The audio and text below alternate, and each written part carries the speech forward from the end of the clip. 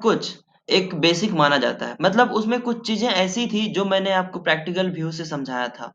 मतलब मैंने आपको पहले ही बताया था कि मैं थ्योरेटिकल कम प्रैक्टिकल पे अपन ज़्यादा करेंगे, मैं करके कुछ ज़्यादा दिखाऊँगा और उसपे असाइनमेंट्स जो दूँगा आपको करने हैं और as a assignment, as a homework आपको करना था और कुछ स्टूडेंट्स ने अच्छा किया, कुछ स्टूडेंट्स ने ऐसा सोचा था कि उसे आता है और उसने प्रैक्टिस नहीं किया। तो वो आप पर डिपेंड करता है कि एनी हाउ मेरा टारगेट यही है कि आपको आना चाहिए। अगर आपने प्रैक्टिस नहीं किया और आपको आता है दैट्स ग्रेट, मेरे लिए बहुत सही की बात है। लेकिन अगर आपने प्रैक्टिस किया और नहीं आता है तो ये थोड़ा-सा मेरे लिए दिक्कत की बात हो सकता है कि आप मेरे से पूछ सकते हो। लेकिन आपने प्रैक्टिस किया और आपको बहुत अच्छे से आता भी है दैट्स वेरी ग्रेट, ठीक है? इसके लिए कोई दिक्कत नहीं है। लेकिन अगर आपको नहीं आता और आपने प्रैक्टिस भी नहीं किया तो ये तो मेरे तरफ से कोई प्रॉब्लम हो ही नहीं सकता। दूसरी बात ये है 1 सेकंड कौन आ रहा है? ओके। दूसरी बात ये है कि वो सारा चीज़ मोस्टली बेसिक्स थे, ठीक है?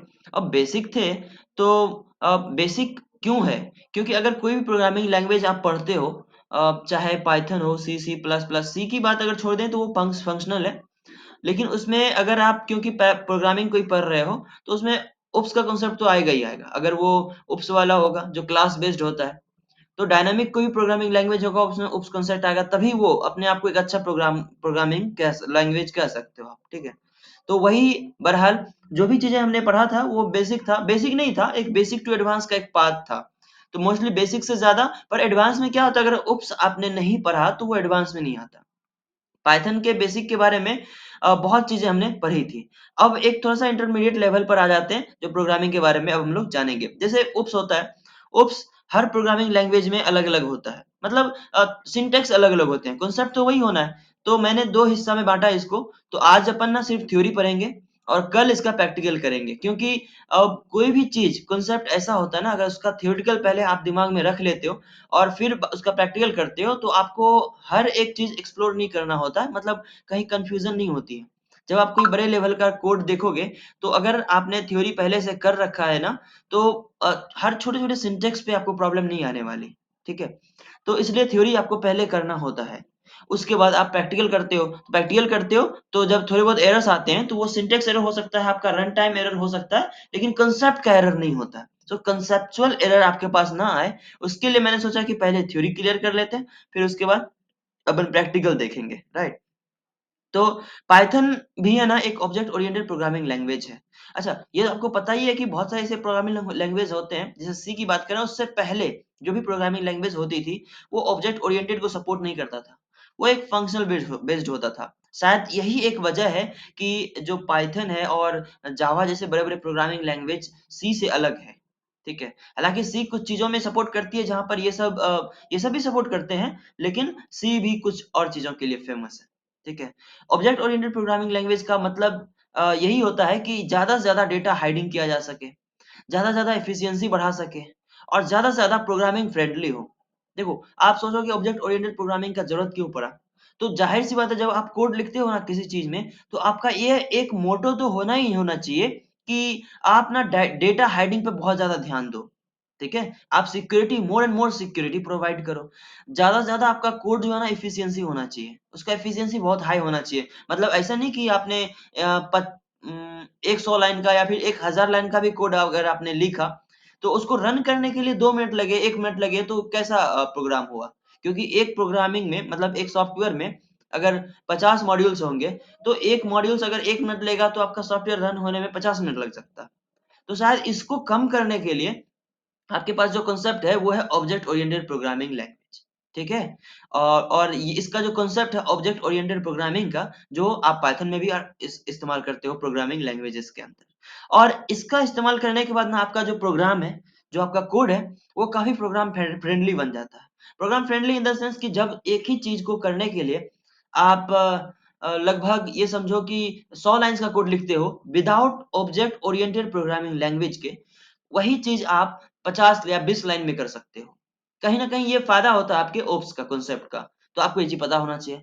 तो अभी तक जो हमने जो भी प्रोग्रामिंग किए हैं, उन सभी में हमने क्लास और ऑब्जेक्ट तो देखा ही नहीं, ठीक है? तो एक अच्छा प्रोग्रामर बनने के लिए ना, प्रोग्राम में क्लास और ऑब्जेक्ट का इस्तेमाल तो करना ही चाहिए। ठीक है? बहरहाल ऑब्जेक्ट ओरिएंटेड प्रोग्रामिंग लैंग्वेज में 5 ऐसे पॉइंट्स हैं जिनको बिज़नेस लैंग्वेज मतलब प्रोग्रामिंग लैंग्वेज में होना ही चाहिए। 5 ऐसे, जैसे बहुत 7 बोलते हैं, कुछ 6, कुछ 5। तो मोस्टली पाइथन के अंदर ना उसको एक आप अपने तरीके से बोल सकते हो।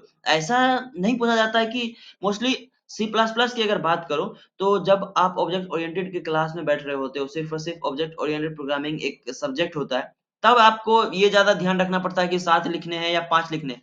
लेकिन इससे मैटर नहीं करता है। मैटर इससे करता है कि आप अगर 5 भी लिख रहे हो ना, तो जितने भी एट्रिब्यूट्स हैं, जो ऑब्जेक्ट ओरिएंटेड प्रोग्रामिंग को फॉलो करता है या उनसे बना है, उन सभी को आपको दर्शाना आना चाहिए। तो 5 जो उसके मेन एट्रिब्यूट्स हैं, जो 5 पॉइंट्स हैं, उनको ध्यान में रखा जाता है। तो पहला आपका है, एक सेकंड मैं एक्स माइंड में लिख दूं क्या? कौन आ रहा है? अच्छा, स्क्रीन शेयर, ओह शिट!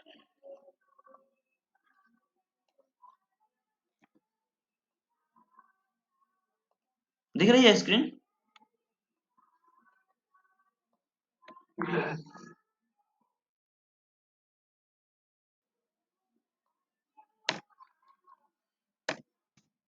चलिए।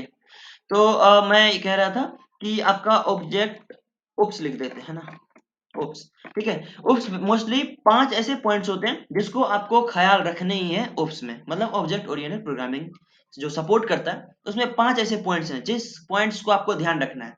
तो हालांकि आज थ्योरी पढ़ रहे हैं, कल के लेक्चर में अपन प्रैक्टिकल भी देखेंगे और अच्छे से देखेंगे, क्योंकि एक अच्छा प्रोग्रामर बनने के लिए ना ऑब्जेक्ट ओरिएंटेड प्रोग्रामिंग का कॉन्सेप्ट आपको आना ही चाहिए। लेकिन इसका पता है मोस्टली जो यूज होता है ना, वो आप जब ऑनलाइन एग्जाम दे रहे होते हो ना कहीं, प्लेसमेंट का मान लेते हैं होता है, तो उसमें उप्स के कुछ उप्स से नहीं, वो प्रोग्रामिंग से पूछते हैं। अब ऑब्वियस सी बात है, प्रोग्रामिंग से पूछेंगे थोड़ा सा एडवांस लेवल पे जाएंगे, और एडवांस लेवल पे आने का मतलब है कि स्टार्ट ही करेंगे वो ऑब्जेक्ट ओरिएंटेड प्रोग्रामिंग से, ठीक है। क्योंकि इसका कॉन्सेप्ट हर प्रोग्रामिंग लैंग्वेज में होता है, जितनी भी डायनामिक प्रोग्रामिंग लैंग्वेज होती है, या फिर आप उसको हाई लेवल प्रोग्रामिंग लैंग्वेज भी आप कह सकते हो, ठीक है। तो उसमें 5 ऐसे पॉइंट्स होते हैं जिसको आपको ध्यान देना है। तो पहला जो है वो है आपका क्लास। अच्छा, बहुत सारे जगह पर क्लास एंड ऑब्जेक्ट्स को अलग किया जा जाता है, ठीक है। क्लास एंड ऑब्जेक्ट्स को ऐसे रखा जाता है, ठीक है। बहुत जगह पे ऐसे कर दिया जाता है, क्लास अलग कर दिया जाता है और ऑब्जेक्ट्स ऐसे रख दिया जाता है बहुत से। पर अपन ऐसे नहीं कर रहे हैं। पाइथन के अंदर अपन क्लास एंड ऑब्जेक्ट को, एक सेकंड, क्लास एंड ऑब्जेक्ट्स को एक साथ रख रहे हैं, ठीक है। क्लास एंड ऑब्जेक्ट्स को एक साथ रख रहे हैं। तो पहला जो पॉइंट्स है, जो ऑब्जेक्ट ओरिएंटेड प्रोग्रामिंग में आपको ध्यान देना है, जो एक कॉन्सेप्ट है ये बेसिकली, ठीक है। अब क्या है मैं आपको बताऊंगा, मैं सबको अलग अलग एक्सप्लेन करूंगा। पर ऑब्जेक्ट ओरिएंटेड प्रोग्रामिंग एक ऐसा, आप ये समझ सकते हो कि ऐसा पैराडिग्म है, या फिर एक ऐसा कॉन्सेप्ट है जो आपके प्रोग्रामिंग की एफिशिएंसी को और ज्यादा बढ़ा देता है, आपके प्रोग्राम को मोर फ्रेंडली बना देता है, आपके प्रोग्राम में डेटा हाइडिंग में मदद करता है, सिक्योरिटी प्रोवाइड करता है, आपके कोड की जो रीयूजेबिलिटी है, वो आपको पढ़ाई प्रोवाइड करवा देता है, ठीक है। तो पहला जो हमारा पॉइंट्स है ओप्स में, ऑब्जेक्ट ओरिएंटेड प्रोग्रामिंग में, that is class and objects. अगला है हमारा, अगर हम मैं पाइथन के दृष्टिकोण से देख रहा हूँ, ठीक है। आप ऐसा ना कि इसको जावा से सी प्लस प्लस से कंपेयर कर देना, ठीक है, क्योंकि इसमें बहुत सारी चीजें जो ऐसा है जो पाइथन वालों ने इसका इनोवेशन किया है, ठीक है, अपने रीयूजेबिलिटी की मदद से, अपने यूज की मदद से, अपने रिक्वायरमेंट के आधार पर, जो कि यूजर को, जैसे अगर क्लास मान लेते हैं सी प्लस प्लस, जब आपने पहली बार क्लास पढ़ा होगा, तो इतना ज्यादा वास्ट कर दिया जाता है कि क्या वो 6th 7th के लड़के को समझना आसान है? आप इंजीनियर हो, आप 3rd ईयर लास्ट ईयर में आ चुके हो, तो आपको इतना पता होगा कि जो सी प्लस प्लस में आपने ओप्स का कॉन्सेप्ट देखा था, क्लास पढ़ा था, ऑब्जेक्ट पढ़ा था, क्या वो 6 और 7 के बच्चे को पढ़ा दिया जाए तो क्या वो पढ़ पाएंगे? व्हाइट हेड जूनियर का आपने नाम सुना होगा, वहां पर बच्चे कोडिंग करते हैं। क्या आपको लगता है कि सी प्लस प्लस में, जावा में जिस तरह से क्लास को दिखाया गया है, ऑब्जेक्ट्स या ओप्स के जो कॉन्सेप्ट्स हैं, उनको जिस तरह से दिखाए गए हैं, क्या वो पढ़ पाएंगे? 5 6 के बच्चे पैदा ही नहीं, सवाल ही नहीं पैदा लेता है कि वो पढ़ पाएंगे, ठीक है। उसी तरह से कॉन्सेप्ट सेम ही रहेगा, लेकिन उसको शॉर्ट करने के लिए पाइथन ने कुछ अलग अलग घुमा फिरा के ऐसा ऐसा कॉन्सेप्ट लाया है, या फिर ये कह लो कि ऐसा ऐसा सिंटेक्स बनाया है, ऐसे ऐसे मेथड्स बनाए हैं उसने, कि वो यूजर फ्रेंडली भी हो जाए, ठीक है, प्रोग्रामर फ्रेंडली भी हो जाए, यूजर फ्रेंडली के साथ साथ, ठीक है। तो पहला आपने देखा कि क्लास एंड ऑब्जेक्ट्स है। अगला है हमारा डेटा हाइडिंग। आपने कहा होगा कि सर डेटा हाइडिंग तो हमने नाम ही सुना नहीं सुना है, क्या ये पाइथन में होता है? नहीं, आप इसी को पाइथन एब्स्ट्रैक्शन के नाम से भी जानते हो, ABSTRACTION, इसको आप एब्स्ट्रैक्शन के नाम से भी जानते हो, राइट। तो डेटा हाइडिंग को अपन एब्स्ट्रैक्शन बोलते हैं। कैसे बोलते हैं अपन आगे देखेंगे, ठीक है। आज तो बेसिकली थ्योरी का क्लास है, कल प्रैक्टिकल होगा, लेकिन थ्योरी आना चाहिए, क्योंकि जब आपको थ्योरी नहीं आएगा ना, अगर कोई चीज आपकी सुनी सुनाई नहीं होगी, तो जब आप प्रैक्टिकल देख रहे होंगे ना, तो आपको देखते देखते 50% समझ में नहीं आने वाला है, और जब करोगे तो 20% आपके दिमाग में मात्र आएगा। अच्छा, क्लास का नाम ऐसे लिखते हैं, ऑब्जेक्ट ऐसे क्रिएट करें, दैट्स इट। इससे आगे आपको कुछ नहीं समझ में आएगा। आपके माइंड में ब्लूप्रिंट बनेगा कि अपन इस एग्जाम्पल को लेके एक प्रोग्राम बना सकते हैं, पर you will not be able to do that. इसका रीजन ये है कि क्योंकि उसका थ्योरी पता ही नहीं होगा आपको, ठीक है। मैं आपको एग्जांपल देके भी समझा दूंगा ताकि आपका कॉन्सेप्ट क्लियर हो जाए। तो हमारा पहला ये था कि क्लास एंड ऑब्जेक्ट्स। अब देखो, क्लास और ऑब्जेक्ट को अलग अलग अपन कर सकते हैं, लेकिन क्या फायदा जब यूज तो साथ ही करना है ना। क्लास और ऑब्जेक्ट को डेटा हाइडिंग के साथ, एब्स्ट्रैक्शन के साथ नहीं करेंगे। तो क्लास और ऑब्जेक्ट का जो कॉन्सेप्ट है ना, बेसिकली वो एक दूसरे से जुड़ा हुआ होता है, ठीक है, आपको पता भी है। तो इस तरह से अपने पाइथन वालों ने क्लास एंड ऑब्जेक्ट को एक साथ रख दिया। हालांकि आप अलग अलग कर सकते हो, नो डाउट, ऐसा नहीं कि कोई ऐसा रूल है जो आपको रखना ही रखना, नहीं, आप, मैंने रख दिया, ठीक है, अपने एक्सपीरियंस के हिसाब से। अगला जो हमारा है वो है इनहेरिटेंस, इनहेरिटेंस, ठीक है। अब इनहेरिटेंस अगला है। अब आपको मैं आगे आप समझाऊंगा इनहेरिटेंस क्या होता है, इसका क्या यूज होता है। तो बस ये याद रखना है कि आपने बस बेसिकली 5 लिखना है, 5 पॉइंट्स जो इंपॉर्टेंट है। उप्स इन पाइथन, मतलब पाइथन में जो उप्स अपन पढ़ते हैं, ऑब्जेक्ट ओरिएंटेड प्रोग्रामिंग का कॉन्सेप्ट, उसमें 5 कॉन्सेप्ट आपका इंपॉर्टेंट है।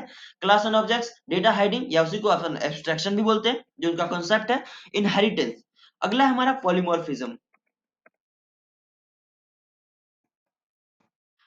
पॉलीमॉर्फिज्म, ठीक है। अगला हमारा पॉलीमॉर्फिज्म। अब इसका क्या है, कैसे यूज करते हैं अपन देखेंगे, ठीक है। और अगला है जो पांचवा, इनकैप्सुलेशन, इनकैप्सुलेशन, ठीक है। ये 5 चीज आपको अपने याद रखना है। पहला आपको याद रखना है कि पाइथन में जो ऑब्जेक्ट ओरिएंटेड प्रोग्रामिंग का कांसेप्ट है, उसमें मोस्टली 5 पॉइंट्स को हमें ध्यान में रखना ही रखना है। पहला, class and objects, data hiding या फिर एब्स्ट्रैक्शन भी बोल सकते हो आप इसको, इनहेरिटेंस, ठीक है, पॉलीमॉर्फिज्म, इनकैप्सुलेशन। अगर डिफिनेशन के तौर पर बात करें, तो मैंने आपको बताया था कि ऑब्जेक्ट ओरिएंटेड प्रोग्रामिंग लैंग्वेज का मतलब ही है कि ज्यादा से ज्यादा डेटा हाइडिंग दे, ठीक है, ज्यादा से ज्यादा एफिशिएंसी बढ़ाए, ठीक है, और ज्यादा से ज्यादा प्रोग्रामिंग फ्रेंडली हो, ठीक है, लेस मतलब रीयूजेबिलिटी इसका ज्यादा हो, ठीक है। अब ये सब चीज के लिए अपन इसका इस्तेमाल करते हैं। तो मोस्टली ऑब्जेक्ट ओरिएंटेड प्रोग्रामिंग जो कॉन्सेप्ट है, इसमें 5 पॉइंट्स को अपन ध्यान देते हैं। That is class and objects, data hiding या उसी को अपन एब्स्ट्रैक्शन भी बोलते हैं, इनहेरिटेंस, उसके बाद पॉलीमॉर्फिज्म, और फिर इनकैप्सुलेशन, ठीक है। अब देखते हैं ये 5 पॉइंट्स अलग अलग, ठीक है। पहली बात करते हैं क्लास और ऑब्जेक्ट्स का। तो क्लास एंड ऑब्जेक्ट जो है, ये सी लैंग्वेज के स्ट्रक्चर के ही समान होता है। सी लैंग्वेज अगर आपने पढ़ा है तो उसमें स्ट्रक्चर होता है, आपने देखा होगा। तो उसी स्ट्रक्चर को कॉन्सेप्ट में ध्यान में रखते हुए क्लास और ऑब्जेक्ट का आविष्कार किया था, जिसने भी, अच्छा, पहली बार तो सी प्लस प्लस में ही आया होगा, क्योंकि सी का जो अपग्रेडेड वर्जन है, सी प्लस प्लस, जिसमें फंक्शनल नहीं, उसने उप्स बेस्ड रखा था, जो हाई लेवल प्रोग्रामिंग लैंग्वेज में आता है। तो कहीं ना कहीं सी लैंग्वेज में जो आपने स्ट्रक्चर देखा था, उसी को कॉन्सेप्ट में रखते हुए इसने बनाया था, ठीक है। अब क्लास एक कंटेनर के जैसा होता है, आपको पता है क्लास जो है ना, जैसे अब अपन पढ़ रहे हैं क्लास और ऑब्जेक्ट्स, ठीक है, अपन यहाँ लिख लेते हैं class and objects. Class and objects की बात कर रहे हैं, तो बेसिकली क्लास जो होता है ना, एक कंटेनर के जैसा होता है। कंटेनर मतलब जैसे जहां बहुत सारा सामान रखा होता है, जो खाली होता है, कंटेनर मतलब डब्बा। कंटेनर मतलब डब्बा जिसमें अपन कुछ रख सकते हैं, कुछ भी रख सकते हैं। अच्छा, जैसा डब्बा होगा वैसा कुछ रख सकते हैं। जैसे अगर आपको रुई रखने हो, तो रुई को क्या ग्लास में रखेंगे कम आएगा, पर उसको रखने का एक अलग सा जगह होता है। पानी रखने हो तो पानी अपन अलग चीज में रखते हैं। तो बेसिकली मोस्टली कुछ ना कुछ कंटेनर टाइप का चाहिए कुछ भी रखने के लिए, ठीक है। आप ग्लास में आप बड़ी चीजें नहीं रख सकते, जैसे अपना लैपटॉप को आप ग्लास में नहीं रख सकते, आप अपने फोन को ग्लास में नहीं रख सकते, ठीक है। लेकिन अगर आप अपने लैपटॉप को अपने रूम में तो रख सकते हो, अपने बैग में तो रख सकते हो, तो कहीं ना कहीं कंटेनर होता है जिसमें कुछ रख सकते हैं। जिसमें दो चीजों का ध्यान रखा जाता है क्लास के अंदर। अगर मैं क्लास की बात करूं तो इसमें दो चीजों का ध्यान रखा जाता है। पहला आपका है डेटा, और दूसरा मेथड्स। पहले डेटा और दूसरा मेथड्स। क्लास में डेटा को डेटा मेंबर बोल सकते हैं, जैसे मान लिया अभी क्लास की बात कर रहे हैं, क्लास में की अगर बात करूं तो क्लास में डेटा को डेटा मेंबर भी कहते हैं। जैसे अब क्योंकि क्लास ही क्रिएट कर रहे हैं तो क्लास जो उसके अंदर जो डेटा होगा ना, जो क्लास अपन क्रिएट करते हैं उसको डेटा मेंबर भी कह सकते हैं। अच्छा, बेसिकली क्लास लिखने का जो तरीका होता है हमारा, क्लास लिखने का तरीका होता है, ये आपको बस पता होना चाहिए। क्यों? क्योंकि सिंटेक्स तो आपको पता ही होना चाहिए। तो क्लास लिखने का जो तरीका होता है ना, तो उसके लिए कीवर्ड इस्तेमाल करते हैं। जैसे अपन फंक्शन लिखते थे ना, तो फंक्शन लिखने के लिए डीईएफ फंक्शन का जो कीवर्ड है उसका इस्तेमाल करते थे, और उसके बाद क्लास का नाम लिखते थे, चाहे वो जो भी हो। ठीक है, तो मोस्टली हमने फन लिखा था जिसमें अपन ट्राई कर रहे थे, आपने कुछ अलग अलग नाम का क्लास बनाया होगा। ठीक है, तो एक सेकंड, चार्जिंग या तो अलग-अलग नाम का अपन बना सकते हैं। तो डीईएफ कीवर्ड जिस तरह से हमने इस्तेमाल किया था, डीईएफ मतलब डिफाइन करते थे अपन किसको? फंक्शन को। उस तरह से अब क्योंकि क्लास बना रहे हैं, तो क्लास में क्लास नाम का ही जो कीवर्ड है हमारा उसको इस्तेमाल करेंगे। ठीक है? हालाँकि किसी और प्रोग्रामिंग लैंग्वेज में अलग हो सकता है क्योंकि वो अपने सिंटैक्स के अनुसार रखेंगे, राइट? तो क्लास के अंदर अपन क्लास फंक्शन सॉरी क्लास नाम से, यानी कि क्लास एक कीवर्ड है। अच्छा, क्लास का इस्तेमाल आप कहीं और नहीं कर सकते। मतलब जो क्लास कीवर्ड है इसका इस्तेमाल कहीं, जैसे क्लास एक वर्ब नहीं बना सकते, वेरिएबल नहीं बना सकते, क्लास का इस्तेमाल कहीं और नहीं कर सकते, कोई इंस्टेंस नहीं बना सकते, क्योंकि क्लास कीवर्ड है। कीवर्ड मतलब रिजर्व वर्ड। आपको मैंने पढ़ाया था स्टार्टिंग में ही रिजर्व वर्ड क्या होता है। तो क्लास बनाने के लिए सबसे पहले क्लास वर्ड का इस्तेमाल करते हैं और स्पेस डाल के उस क्लास का नाम लिख देते हैं। उस क्लास मतलब जो भी क्लास आपका आपको नाम रखना है। जैसे मोस्टली अगर समझ रहे हैं तो एम्प्लॉय रख देते हैं। सिंपल है, मतलब आपको पता ही है। तो अपन ये हमने क्लास बनाया, और क्लास बनाने का ये बेसिकली छोटा-सा तरीका होता है कि आप उसका नाम रखो। अच्छा, यहाँ पर ये नहीं देते, पैरेंथेसिस नहीं देते। क्यों? क्योंकि क्लास कोई आर्गुमेंट नहीं लेता है बाय डिफ़ॉल्ट। क्लास के अंदर जो अपन मेथड बनाते हैं ना, वो आर्गुमेंट लेता है। ठीक है? अब देखो कार जैसे बोलते हैं ना, पहले क्लास होता है क्या, ये आपके माइंड में क्लियर होना चाहिए। तो पाइथन या किसी भी प्रोग्रामिंग लैंग्वेज में, ठीक है? अगर पाइथन की बात करूँ, मैं यहाँ पाइथन की बात कर रहा हूँ। पाइथन में हर एक चीज़ ऑब्जेक्ट होता है, ठीक है? पाइथन में हर एक चीज़ ऑब्जेक्ट होता है। अब ऑब्जेक्ट को क्रिएट क्रिएट करने के लिए क्या होता है, क्या ज़रूरत पड़ता है हमें? या तो कुछ मॉडल का ज़रूरत पड़ता है, या उसकी प्लानिंग होती है, या उसका ब्लूप्रिंट रेडी करते हैं। ठीक है? कि पाइथन में किसी ऑब्जेक्ट, जैसे पाइथन में हर एक चीज़ क्या है? ऑब्जेक्ट है। अब उस ऑब्जेक्ट को क्रिएट करने के लिए या तो हमें कोई ना कोई मॉडल चाहिए, कोई ना उसका प्लानिंग तो चाहिए ही चाहिए, ठीक है? या उसका ब्लूप्रिंट तो चाहिए ना, चाहिए ही चाहिए। कि अपन ऑब्जेक्ट बना रहे हैं ना, तो उसका एक ब्लूप्रिंट तो होना ही चाहिए कि जिस चीज़ की मदद से हम अपन ऑब्जेक्ट क्रिएट करेंगे। या कोई ऑब्जेक्ट क्रिएट करने के लिए एक ब्लूप्रिंट होना ही चाहिए आपके पास, कि कहाँ से अपन ऑब्जेक्ट क्रिएट कर रहे हैं। और वो ब्लूप्रिंट कुछ भी नहीं, वही क्लास है। ठीक है? वो ब्लूप्रिंट कुछ भी नहीं है, वो एक क्लास है, जिसको अपन ऑब्जेक्ट क्रिएट करते हैं, राइट? जैसे आपने बहुत सारे फंक्शन को आपने कॉल किया होगा पाइथन के अंदर, ठीक है? अब जब आप कॉल करते हो तो उसका एक ऑब्जेक्ट बनाते हो, राइट? उसका एक ऑब्जेक्ट बनाते हो। अभी आपने कुछ ही दिन पहले एक्सेप्शन हैंडलिंग देखा था, जिसमें एक वैल्यू एरर आया था। अच्छा, एरर भी तो एक क्लास है, अब याद रखिएगा, जिसमें वैल्यू ERROR करके आ रहा था एरर आपके पास। देखो, अभी जो मैंने लिखा है इसका कलर चेंज हो गया। ठीक है? कलर चेंज हो गया क्योंकि ये इनबिल्ट है, और ये क्लास है, ठीक है? ये क्लास है। तो कहीं न कहीं क्लास वही होता है जो एक मतलब जिससे ऑब्जेक्ट अपन क्रिएट करते हैं ना, तो ऑब्जेक्ट क्रिएट करने के लिए कोई ना कोई ब्लूप्रिंट चाहिए, ठीक है? और वो ब्लूप्रिंट ही क्लास होता है। ठीक है? अगर पाइथन के अंदर भी सेम होता है। अब इवन पाइथन नहीं, किसी भी प्रोग्रामिंग लैंग्वेज के अंदर यही कांसेप्ट होता है कि जैसे ऑब्जेक्ट होता है, तो ऑब्जेक्ट को क्रिएट करने के लिए ब्लूप्रिंट चाहिए, और ब्लूप्रिंट ही क्या है? क्लास है। और पाइथन में तो जैसे और प्रोग्रामिंग लैंग्वेज की अगर अपन बात करें, तो हर एक चीज़ ऑब्जेक्ट नहीं होता, ठीक है? कुछ वेरिएबल्स होते हैं, कुछ अलग-अलग चीज़ें होती हैं, उनका पैराडिग्म्स अलग-अलग होता है। लेकिन पाइथन की अगर हम बात करें, तो हर एक चीज़ ऑब्जेक्ट होता है। और ऑब्जेक्ट बनाने के लिए हमें ज़रूरत पड़ता है क्या? प्लानिंग करना होता है, उसका एक मॉडल तैयार करना होता है, और या फिर केवल उसका ब्लूप्रिंट रेडी करना होता है, एक टेम्पलेट रेडी करना होता है, और वो टेम्पलेट क्या है? क्लास है।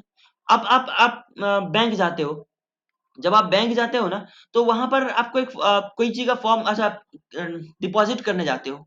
तो डिपॉज़िट जब करने जाते हो ना, तो 1 सेकंड मैं ओ सॉरी, यहाँ पे नहीं, ठीक है? आप जब बैंक जाते हो पैसे डिपॉज़िट करने के लिए, तो वो आपके पास एक फॉर्म देता है। ठीक है? एक फॉर्म देता है जिसमें आपको क्या यहाँ पे नाम मेंशन करने हैं, आपको मान लें मैं छोटा-सा बना रहा हूँ, मैं आपको अब ऑनलाइन आ गया तो अब खैर ज़रूरत नहीं है। यहाँ पे कितने रुपए आपको जमा करना है, वो धारक को वचन करता हूँ, अदा करता हूँ वाला, एक ऐसा। तो यहाँ पे मान लो आपको राशि वो वर्ड्स में लिखने होते हैं, ठीक है? और यहाँ मान लो आपको क्या सिग्नेचर करने होते हैं यहाँ पे, ठीक है? जमाकर्ता का सिग्नेचर लिखा होता है ना वहाँ पे। और मान लो यहाँ पर डेट लिखना होता है, यहाँ पर डेट लिखना होता है, यहाँ पे ब्रांच का नाम लिखना होता है, ठीक है? और ब्ला ब्ला ऐसा ही चीज़ होता है और यहाँ पर ऑथराइज़ सिग्नेचर होता है जो वो करते हैं, आपको नहीं करना होता है। अच्छा क और इसके साथ-साथ यहाँ पे एक और चीज़ें लगी हुई होती है, ठीक है? ऐसा, जहाँ से वो कट करके आपको दे देते हैं, ठीक है? यहाँ भी नाम लिखना होता है आपको। यहाँ भी नाम और कितना अमाउंट आप जमा कर रहे हो, डेट क्या है, सिग्नेचर आपका और वो एक होल सिग्नेचर लगा देते हैं। वो होल सिग्नेचर कैसा होता है? ऐसा, ऐसा एक मुहर मार देते हैं बीच से, ठीक है? आपको अगर आपको याद हो आप रिलेट कर पा रहे हो तो, ठीक है? और यहाँ से कट करके जो ये वाला हिस्सा है ना, कौन सा हिस्सा? ये वाला हिस्सा, इसको मैं कर देता हूँ यहाँ से ये कलर। ये वाला हिस्सा कट करके आपको दे देते हैं, ठीक है? ये वाला, ये आपको दे देते हैं और ये जमा कर लेते हैं बैंक में। ये बाकी का जितना भी हिस्सा है, ये बैंक में जमा कर देते हैं वो, ये वाला, ठीक है? ये वाला जो हिस्सा है, वो बैंक में जमा कर देते हैं। अब क्या समझे आप? ये आपको एक नॉर्मल सा फॉर्म मिला था यहाँ से यहाँ तक का, ठीक है? और ये बेसिकली जमा करने का फॉर्म है, पैसा जब जमा करने आप जाते हो, ठीक है? और वो बड़ा सा एक सिग्नेचर लगा देते हैं, बड़ी मुहर वाली, स्टैम्प वाला और आपको दे देते हैं। तो देखो, ये टेम्पलेट है। ये क्या है? एक टेम्पलेट है। अच्छा आप जब गए तो उसने ऐसा नहीं दिखा कि आप कोई खास कस्टमर हो या फिर आप डायरेक्टर हो, किसी कंपनी का सीईओ हो, फाउंडर हो, इंजीनियर हो, डॉक्टर हो, प्रधानमंत्री हो, कोई भी प्रोफेशन है आपका, अगर आप बैंक में पैसे जमा करने जाओ, चाहे 1,000 जमा करना हो, 50,000 जमा करना हो, 10 लाख जमा करने हो, तो आपको ये रूल फॉलो करने ही होंगे। कौन सा रूल? जो बैंक वालों ने बना के रखा है, राइट? जो बैंक वालों ने बना के रखा है और ये फॉर्म तो आपको फिल अप करना ही होगा। ये फॉर्म आपको फिल करना ही होगा। ऐसा नहीं है कि आप करोड़पति हो तो आपके लिए वो फॉर्म चेंज कर देंगे, नहीं। फॉर्म सेम ही रहेगा। आपको क्या करना है, वहाँ पे ऐसे-ऐसे हज़ारों फॉर्म्स रखे होते हैं। आपने एक उठा लिया वहाँ से, ठीक है? आपने उठाया, एक किसी और ने उठाया। मान लो एक रवि ने उठाया, ठीक है? ये फॉर्म एक रवि ने उठाया, ठीक है? और यही फॉर्म सेम एक मिथुन ने उठाया, ठीक है? 2 बंदे ने ये फॉर्म उठाया, सेम एक फॉर्म उसने लिया, एक फॉर्म अच्छा दोनों फॉर्म तो सेम ही था, राइट? दोनों फॉर्म सेम ही था। अब जब मिथुन ने उठाया, तो इसमें अपना नाम मिथुन क्या भरेगा? मिथुन भर देगा, राइट? अब डेट वेट जो भी हो, मैं एक नॉर्मल सा एग्जांपल ले रहा हूँ, मिथुन भर देगा। और जो यही सेम पेपर जो रवि को मिला था, वो मिथुन की जगह पे क्या लिखेगा? मिथुन की जगह पे वो रवि लिखेगा, ठीक है? दोनों फॉर्म अलग है। वो मिथुन की जगह पे उसने रवि लिखा, फॉर्म तो सेम ही है टेम्पलेट। जो मिथुन ने टेम्पलेट उठाया था, वो मिथुन का टेम्पलेट बन गया, उसमें सारा डिटेल्स मिथुन का आएगा। आप इस चीज को याद रखिएगा, बहुत सिंसियर कॉन्सेप्ट है ये। मिथुन ने जो फॉर्म उठाया था उसमें सारा का सारा डिटेल्स मिथुन का आएगा। मिथुन का पैसा क्या कितना जमा करना है, मिथुन को किस डेट में जमा करनी है, मिथुन का सिग्नेचर क्या होगा, मिथुन का अकाउंट नंबर क्या है, मिथुन का एज क्या है, मिथुन का मोबाइल नंबर क्या है, उसकी मेल आईडी क्या है, सारा का सारा डिटेल्स मिथुन का होगा। और रवि ने जो लिया है फॉर्म, फॉर्म सेम ही है दोनों का। बस उसमें डिटेल्स जो होगा वो रवि का नाम होगा, डेट रवि का होगा, फादर्स नेम रवि का होगा, उसमें अमाउंट कितने डालने हैं वो रवि के हिसाब से होगा, उसमें सिग्नेचर रवि का होगा, उसमें इसकी ईमेल आईडी, उसका फोन नंबर, सारा डिटेल्स रवि का होगा। तो आप क्या समझ रहे हो? ये जो टेम्पलेट था ना, ये टेम्पलेट कुछ भी नहीं है, वो क्लास है, ब्लूप्रिंट है वो, ठीक है? जो सबके लिए बराबर होने वाला है। बस आपको जो यूज़ करना है, वो आप देखोगे आपको क्या भरना है। मिथुन देखेगा उसको क्या भरना है। तो मिथुन, रवि और भी इसके जैसे हज़ारों मेंबर्स जो कस्टमर्स हैं, जो बैंक जाते हैं किसी काम को करवाने के लिए, वो ऑब्जेक्ट है, ठीक है? वो ऑब्जेक्ट है। वो ऑब्जेक्ट है, उसने वहाँ से टेम्पलेट उठाया। अब जमा करने का फॉर्म तो सबके लिए बराबर ही है। अब डिफरेंट क्या है? डिफरेंट है वो यूज़र्स, वो कस्टमर्स। तो यहाँ पर ये क्लास जो मैंने आपको बताया, वो टेम्पलेट तो सबके लिए सेम ही रहने वाला है। जो डिफरेंट है वो क्या है? ऑब्जेक्ट है। जो वहां से क्लास उठाया वो अपने हिसाब से फिल कर देंगे, दूसरा सामने वाला बंदा अपने हिसाब से फिल कर देंगे, फिर कोई तीसरा बंदा आएगा, फॉर्म तो सेम ही लेगा और अपने हिसाब से फिल कर देगा।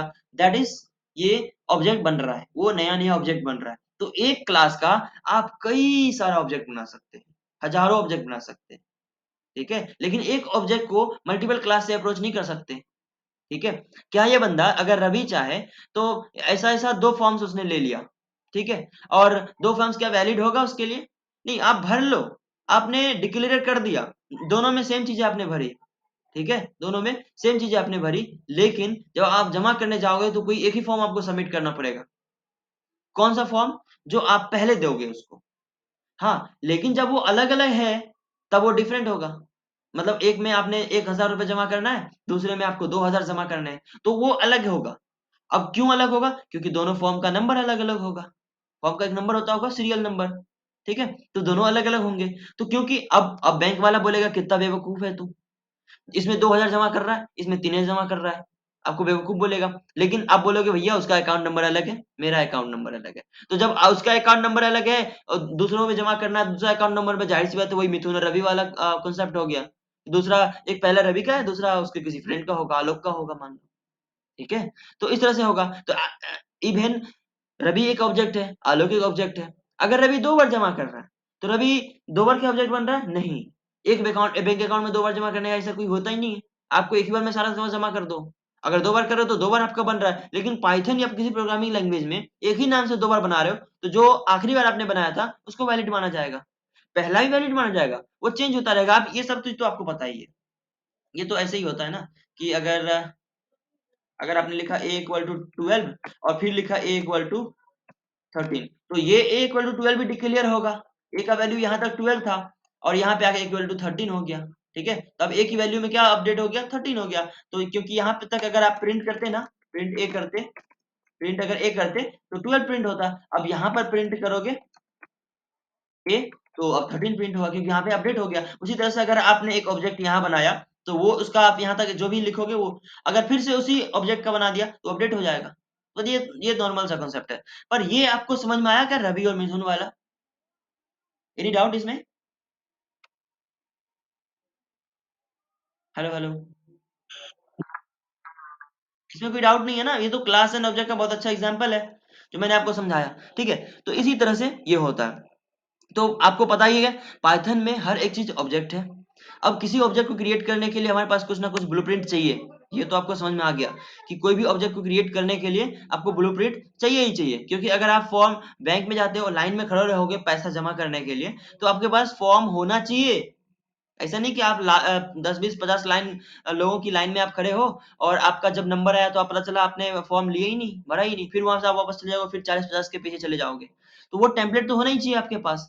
That is class. और आप क्यों, आप क्या हो? ऑब्जेक्ट हो। फॉर्म सेम ही है सबके पास, बस आपने अपना डिटेल्स डाला, आपके पीछे वाला बंदा अपना डिटेल्स डाला, उसके पीछे वाला अपना डिटेल्स डाला, जो कि सबके पास फॉर्म तो सेम ही होना है।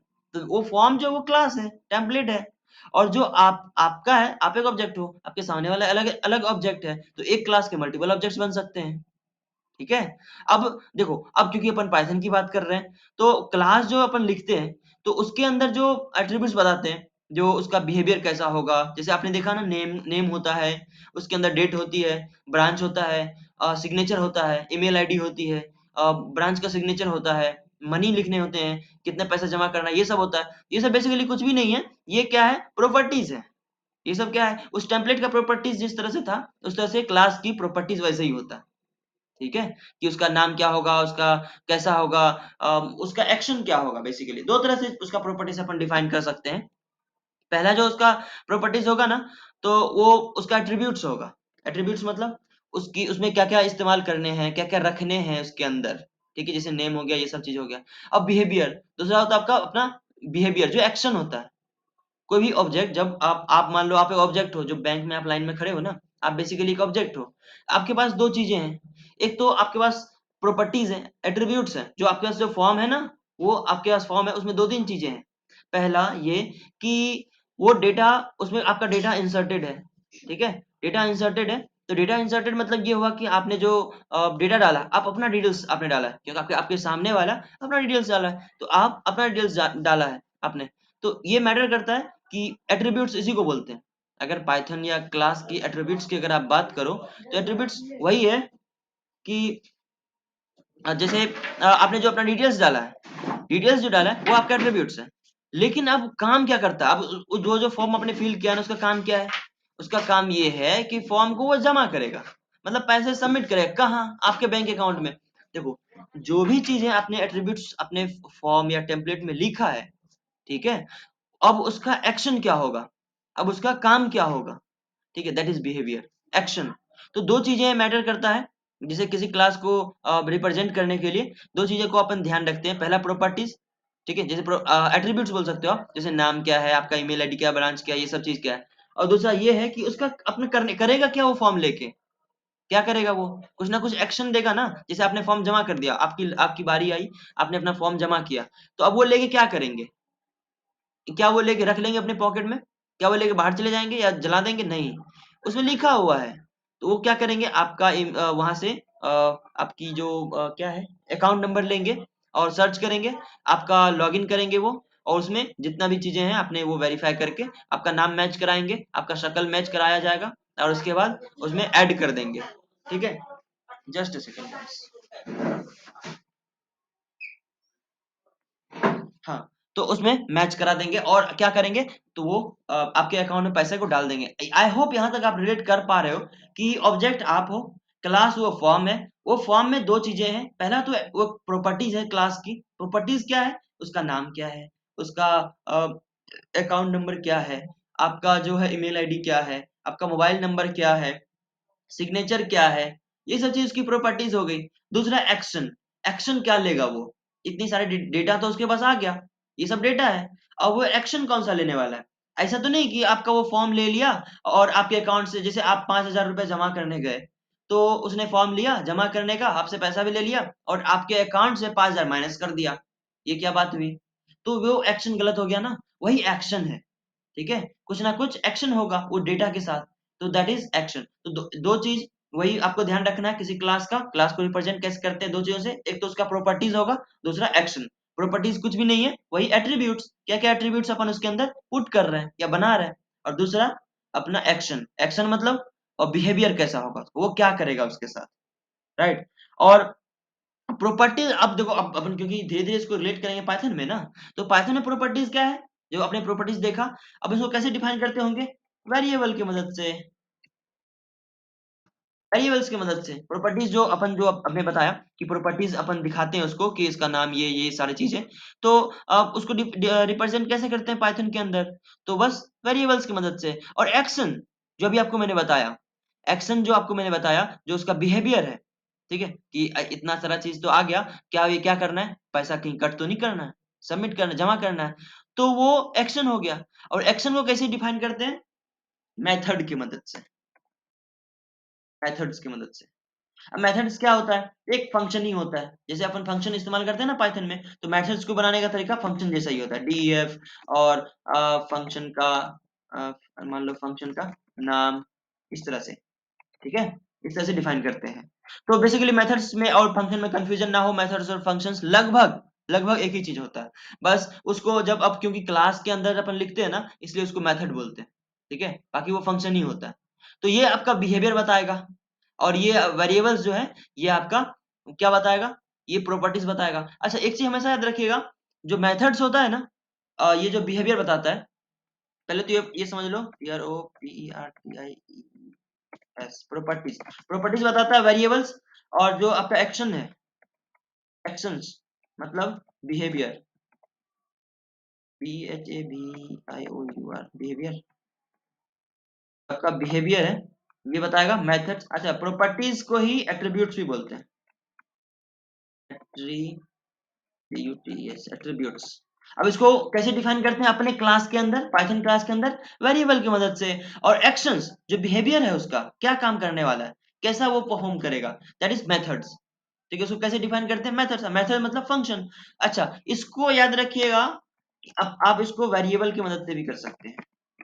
ठीक है, इसको वेरिएबल्स की मदद से भी कर सकते हैं। तो मतलब जो प्रॉपर्टीज क्लास का दिखाएंगे एट्रीब्यूट्स, ठीक है, नाम क्या है, ये क्या है, वो क्या है, सिग्नेचर क्या है, उसका ईमेल आईडी क्या है, फोन क्या है, वो सब सिर्फ और सिर्फ कैसे दिखाएंगे, वेरिएबल्स की मदद से। और एक्शंस कैसे बताएंगे, बिहेवियर क्या है उसका, इस क्लास का, वो बताएंगे अपन फंक्शन के नेम की मदद से। फंक्शन के नेम की मदद से यानी कि मेथड्स की मदद से, या फिर वेरिएबल्स की मदद से, या फिर वेरिएबल्स की मदद से। ये दो चीज याद रखिएगा, इस तरह से अपन क्लास को दिखाते हैं। अच्छा, डिफाइन कैसे करना है क्लास, पहले क्लास ये लेना है, जैसे क्लास ये लेते हैं, क्लास एक वर्ड, ठीक है, क्लास एक वर्ड लेना है। उसके बाद अपन क्या करेंगे, जैसे अब टेम्पलेट ले रहे हैं ना, क्लास का नाम चाहिए, नाम चाहिए, मान लो मैं ले रहा हूँ बैंक का एग्जांपल दिया था ना, एसबीआई ले लेते हैं, एसबीआई। अब एसबीआई नाम का हमने क्लास बना दिया, ठीक है। अच्छा, पीएएस पास तो याद ही है आपको, अगर आप क्लास भी बनाओगे, पी उसके अंदर पास देके छोड़ दोगे तो पास का मतलब ही होता है कुछ नहीं, ठीक है, पास का मतलब ये होता है कुछ नहीं, मतलब इसके अंदर आप ना तो कोई एट्रीब्यूट्स डाल रहे हो, ना तो कोई प्रॉपर्टीज डाल रहे हो, ना कोई एट्रीब्यूट्स है, ना कोई प्रॉपर्टीज है, ना कोई मेथड है, ठीक है, ना कोई मेथड है, ना कोई वेरिएबल है, तो आप पास जाके छोड़ दो। अब इसके मतलब ये होगा कि जब आप इस क्लास को कॉल करोगे या फिर कोई ऑब्जेक्ट बनाओगे इस क्लास का, इस क्लास का कोई ऑब्जेक्ट बनाओगे, अब वही याद है आपको, राम श्याम मिथुन कुछ भी हो सकता है इसका ऑब्जेक्ट, तो जब बनाओगे ना ये एरर नहीं देगा, अदरवाइज ये एरर देगा कि भैया ये तो खाली क्लास है, ठीक है, तो हमने फिलहाल के लिए पास छोड़ दिया। आपको जब इसके अंदर लॉजिक लिखना, लॉजिक मतलब या तो वेरिएबल होगा या कोई ना कोई मेथड होगा, राइट, तो तब इसका आप उसके अंदर कोड इस्तेमाल कर सकते हैं, ठीक है। तो सिंटेक्स यही है इसका कि यहाँ पे क्लास लिखोगे, फिर यहाँ पे क्लास का नाम लिखोगे, जो भी आपका क्लास का नाम होगा आपकी मर्जी से होना चाहिए, बस वो क्या नहीं होना चाहिए, रिजर्व वर्ड नहीं होना चाहिए, ठीक है। और इसके अंदर जो भी चीजें आपको लिखनी है, मेथड हो गया, वेरिएबल हो गया, और कोई भी वेरिएबल आप ले सकते हो, जैसे लोकल वेरिएबल्स होते हैं जो फंक्शन के अंदर मैंने आपको बताया था ना, लोकल वेरिएबल सपोर्ट करता है, एक स्टैटिक वेरिएबल हो गया, ग्लोबल वेरिएबल हो गया, तो ठीक है। अब मेथड भी उसी तरह से तीन चार मेथड्स होते हैं, वो आपको मैं आगे बताऊंगा। तीन मेथड इन द सेंस कि एक आपका स्टैटिक मेथड होता है, एक क्लास मेथड होता है, एक इंस्टेंस मेथड होता है, ये सब अपन आगे पढ़ते जाएंगे, उसका कोई इशू नहीं है। और इस तरह से अपन ये करते हैं, जैसे मान लें क्लास तो आपने लिखना सीख ही गया, ठीक है। अब कोई ऑब्जेक्ट कैसे बनाते हैं, ठीक है, तो अपन क्लास के बारे में बस ये मैं कह रहा था कि क्लास सिंटेक्स तो सीख ही लो, इसके साथ साथ बैंक वाला आप एग्जांपल मत भूलना, ठीक है, क्योंकि ये आपको रिलेट करेगा। मैंने बहुत सोचने के बाद आपको बैंक का एग्जांपल दिया था, तो ये आपको रिलेट करेगा जब आप प्रोग्रामिंग, ऑब्जेक्ट ओरिएंटेड प्रोग्रामिंग जब और भी ज्यादा पढ़ोगे ना पाइथन के अंदर, तो ये आपको रिलेट करेगा, जब बड़े बड़े लॉजिक पढ़ोगे, बनाओगे, या बड़े बड़े कॉन्सेप्ट को पढ़ोगे, तो वहां पे पता है, मैं एक डेटा स्ट्रक्चर का बुक पढ़ रहा था, हेमंत जैन का, मेरे पास है एक book, data structure and algorithms, मैं वो पढ़ता हूँ। तो उसमें एक लिखा हुआ है कि जब आप छोटे छोटे कोड को, लॉजिक को समझना स्टार्ट कर देते हैं ना, छोटे छोटे लॉजिक को अगर आप समझना स्टार्ट कर देते हैं, तो उसके बाद जब आप बड़े लेवल के लॉजिक को समझते हैं, तो आपको वो छोटा छोटा लॉजिक वहां पर काम आता है, उससे आप रिलेट कर पाते हो। मतलब अगर आपने एक नॉर्मल सा कैलकुलेटर बनाया, उससे पहले एडिशन, सब्ट्रैक्शन, डिवीजन, ये सब चीज से अगर रूबरू हो अलग अलग इंडिविजुअली, तो उसके बाद आप कैलकुलेटर का आइडिया आपके दिमाग में आएगा, सोचोगे तो आएगा, ठीक है। लेकिन अगर आपने एडिशन सब्ट्रैक्शन से अगर आप है ना वो रूबरू नहीं हो, तो आपको समझ में नहीं आने वाला, ठीक है। तो इस चीज का आप ध्यान रखें कि जब आप छोटे छोटे लेवल के कोड को करते हो, परफॉर्म करते हो, तो उसके बाद जब आप बड़े लेवल के लॉजिक को सोचते हो, दिमाग लगाते हो, तो वो छोटा छोटा चीज जो आप रिलेट कर पाते हो। आपने अगर कोडिंग किया है कभी ना कभी, तो मेरी इस बातों का आप मेरे मेरे बातों को आप समझ पा रहे होंगे, क्योंकि मैं बहुत कोडिंग किया हूँ, तो मुझे ये चीज हमेशा झलकता है बातों में, कि जब बड़ा प्रॉब्लम आता है ना, उसको छोटे प्रॉब्लम से पहले रिलेट करने की कोशिश करते हैं। अच्छा, जब आप रिलेट करते हो ना, तो आपको सॉल्यूशन खुद ही मिल जाता है, ठीक है। लेकिन आप बड़े लेवल के कोड को बड़े लेवल से ही करने लगोगे, तो वो नहीं हो पाएगा, एट लास्ट आपका आंसर आएगा ही नहीं। लेकिन आप उसको छोटे-छोटे प्रॉब्लम से रिलेट कर पाओगे। जैसे क्लास ही में पढ़ा रहा ना, देखना आपके दिमाग में फंक्शन आएगा, बार-बार फंक्शन फंक्शन आता रहेगा, ठीक है? जैसे फंक्शन अगर आपने अच्छे से पढ़ा है तो, अगर आपने फंक्शन का क्लास भी नहीं किया या फिर कहीं और से भी नहीं पढ़ा, सी प्लस प्लस में भी नहीं पढ़ा या जावा कहीं भी नहीं पढ़ा, तो आपको थोड़ा-सा दिक्कत हो सकता है। लेकिन अगर आपने फंक्शन पढ़ा है, नहीं पढ़ा तो आप वीडियोज़ देख सकते हो, यूट्यूब बहुत सारे अवेलेबल है। उसके बाद आप क्लास को देखना रिलेट कर पाओगे, क्योंकि मैं भी जब पढ़ रहा था ना, उप्स, तो मैं क्लास को रिलेट कर पा रहा था फंक्शन से। तो इसका चक्कर ये हुआ कि क्लास मुझे अच्छे से समझ में आ गई।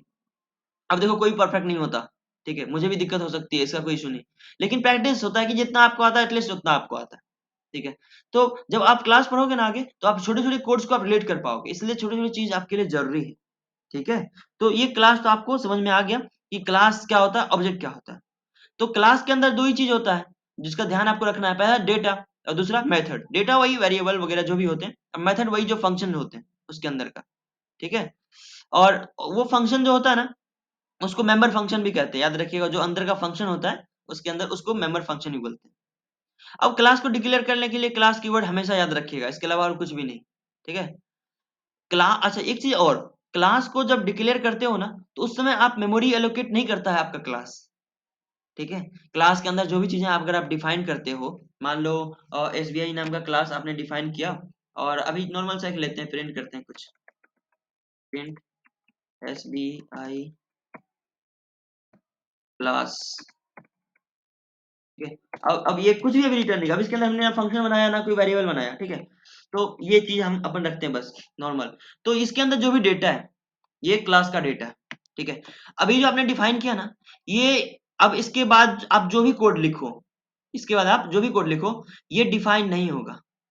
अगर आप इसके अंदर कोई वेरिएबल भी डिफाइन कर देते हो, a इक्वल टू 12, ठीक है? a इक्वल टू 12 अगर आप वेरिएबल डिफाइन करते हो ना, तो ये उसका वैलिड नहीं करेगा।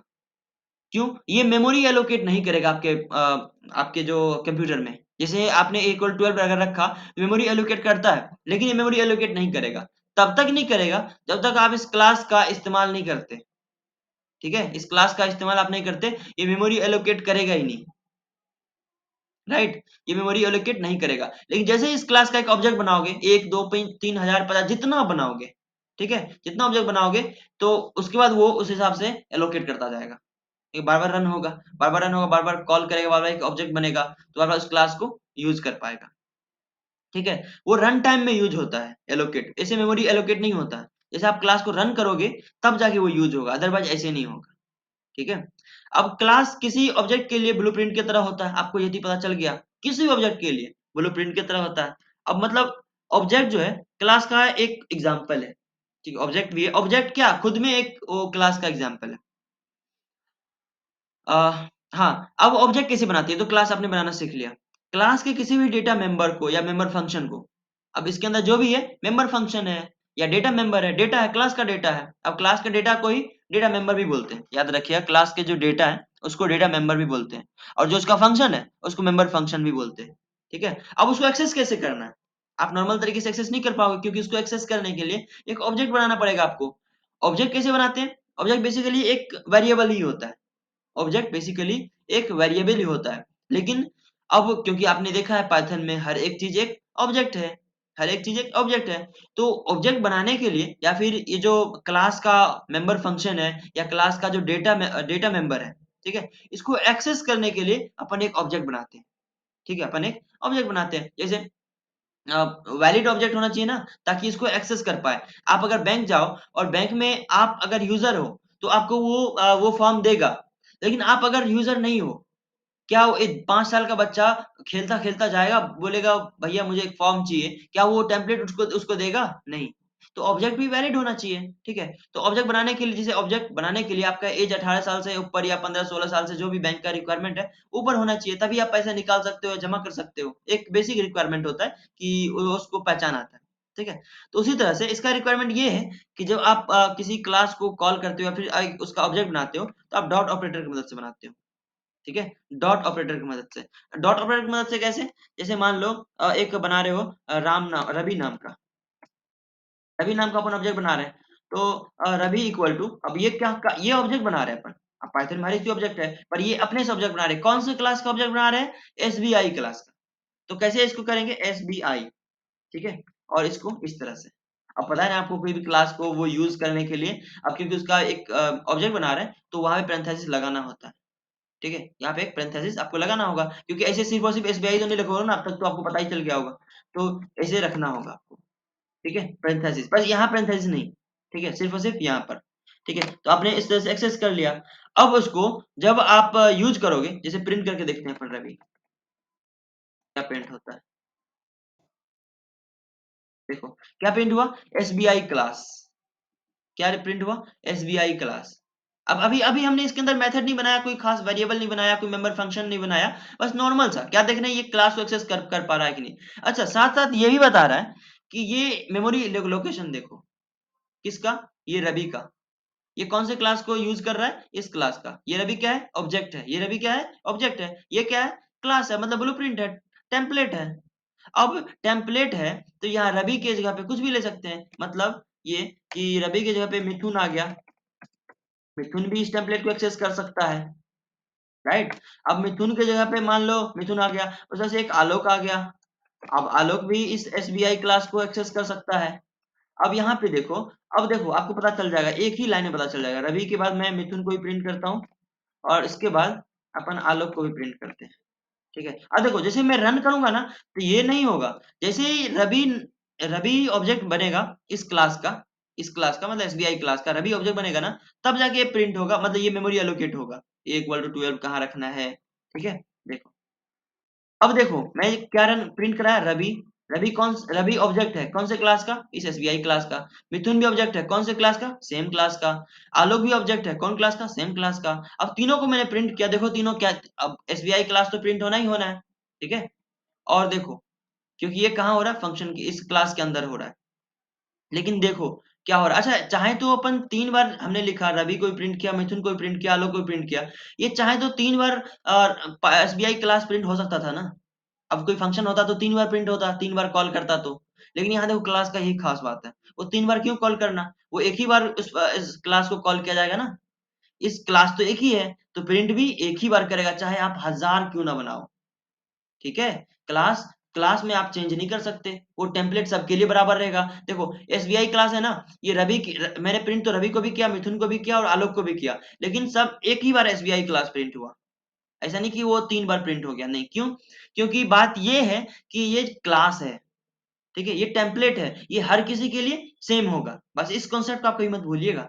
क्लास हर किसी ऑब्जेक्ट के लिए सेम ही होना है। देखो रवि को मैंने प्रिंट किया, मिथुन को भी प्रिंट किया, आलोक क्या, ऐसा ऐसा हजारों हो सकता है, ठीक है, हजारों ऑब्जेक्ट्स हो सकते हैं। तो ये चीज देखने वाली बात ये है कि ये बोल रहा है कि देखो रवि का डेटा कहाँ है, ठीक है, बता रहे देखो। अब आपको पता चल गया ना, तीनों अलग अलग ऑब्जेक्ट बना है यहाँ पर, क्योंकि ये जो मैंने तीनों को प्रिंट किया तो ये देखो रवि का डेटा बता रहा है, रवि यहाँ पर इस मेमोरी लोकेशन पर है। देखो ये मिथुन बता रहा है इस मेमोरी लोकेशन पर है, और लास्ट में हमने क्या प्रिंट किया था, आलोक, आलोक इस मेमोरी लोकेशन पर है, ठीक है।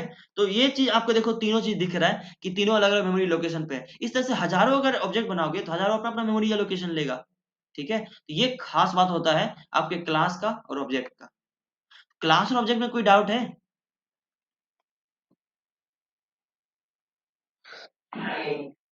ठीक है, तो यहाँ तक अपन करते हैं, कल अपन देखेंगे डेटा हाइडिंग या फिर एब्स्ट्रैक्शन थ्योरी देखेंगे। ये थ्योरी जरूरी है यार, मेरे हिसाब से आपको अच्छे से समझ लेना चाहिए था, समझ लेना है अब। आप इस चीज को कोशिश करो, अच्छे से समझ लो। अब पाइथन या कोई प्रोग्रामिंग का कॉन्सेप्ट भी आपका खत्म हो जाएगा। ऊपर से मैं आपको लाइव पढ़ा रहा हूँ, और सबसे अच्छी बात ये है कि मैं कोड आपको बताऊंगा, बहुत ज्यादा यूज करके आपको दिखाऊंगा। तो आपको प्रैक्टिस करनी होगी, थोड़ा सा आप करिएगा जरूर क्लास और ऑब्जेक्ट के बारे में। अगर इससे ज्यादा आपको जानकारी करना है तो आप यूट्यूब वीडियो और डॉक्यूमेंट्स देख सकते हो, गूगल कर सकते हो, अगर आप फ्री हो तो।